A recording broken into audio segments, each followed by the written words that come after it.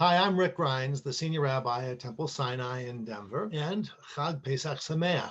We're coming this week to the conclusion of the festival of Passover. This Shabbat is the seventh day of Passover, the concluding day. The Torah says the Passover should be 7 days. And on that seventh day, we will gather on Friday night and then on Shabbat morning for a festival and Shabbat service. At that festival service, there'll be a gathering with loved ones who will commemorate this concluding day of Passover with the singing of Hallel, the psalms of celebration for all those who would in the ancient world go to Jerusalem, but also of Yizkor. Yizkor is the remembrance, the memorial prayers that we recite in honor of the memory of our loved ones who have passed away.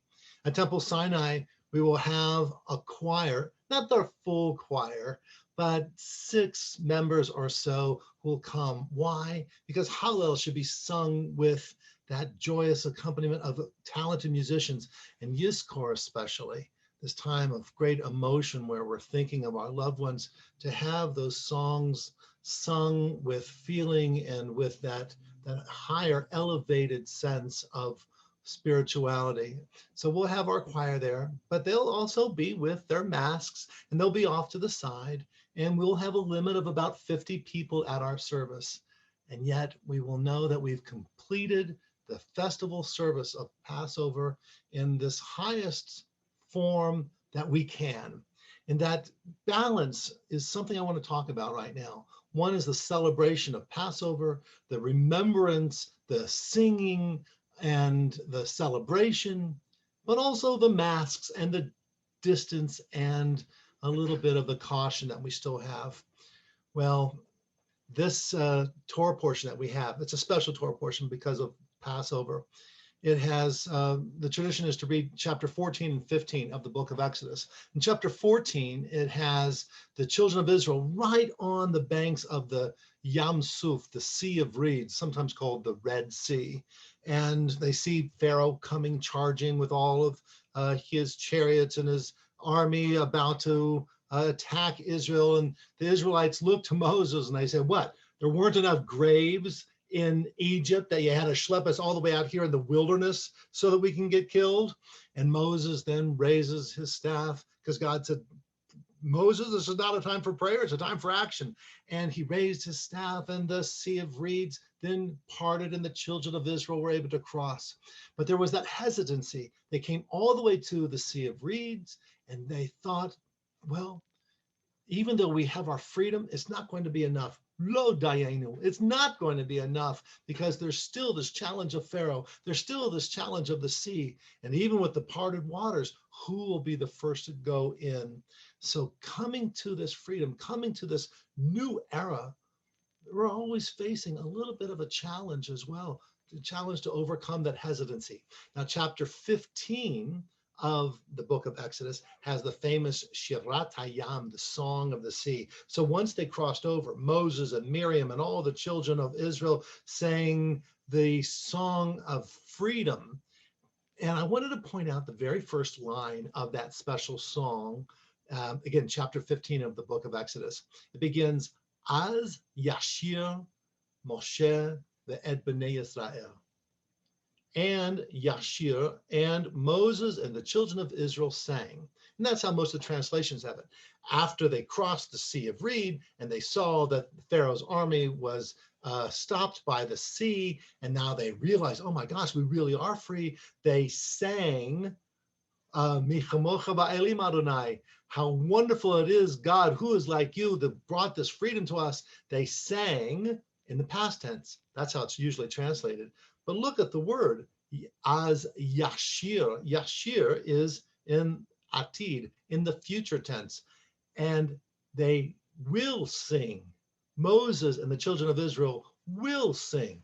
So all of the commentators, Rashi, Ibn Ezra, Sforno, all the major commentators said, what is it? Why after they crossed the Sea of Reed and they did sing, does it say, as Yashir, they will sing?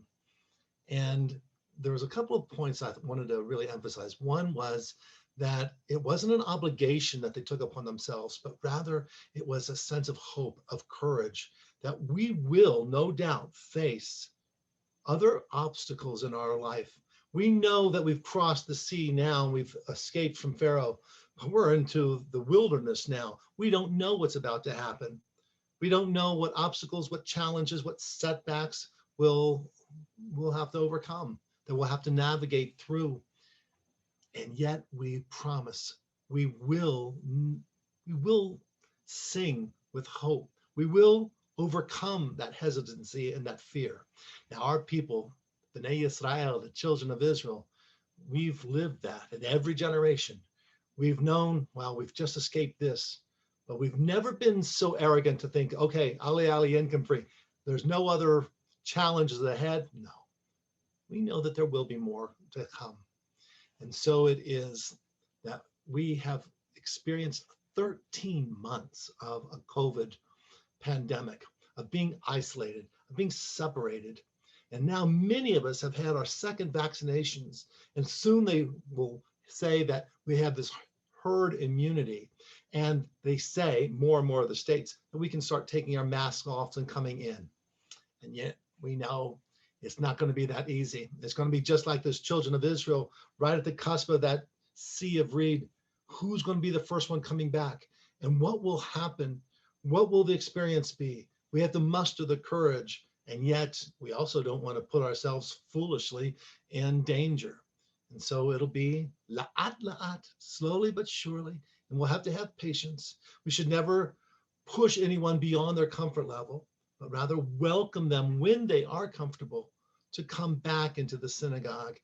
And eventually we'll be able to increase our capacity. Eventually we'll be able to take off our masks. We don't know exactly when, but as Yashir Moshe et Bnei Israel, there will be that time in which we'll be able to come together and sing, come together and celebrate, come together in our synagogue and be a community again. And so as we look to one another, let us give each other hope, give each other also encouragement and sympathy, the realization that not everyone is going to be ready at the same time, but when they are, let us welcome each of us back into our home at Temple Sinai. I wish you all a Shabbat Shalom and a concluding Zisin Pesach, a sweet Passover. May it be soon that we're all together. Shabbat Shalom.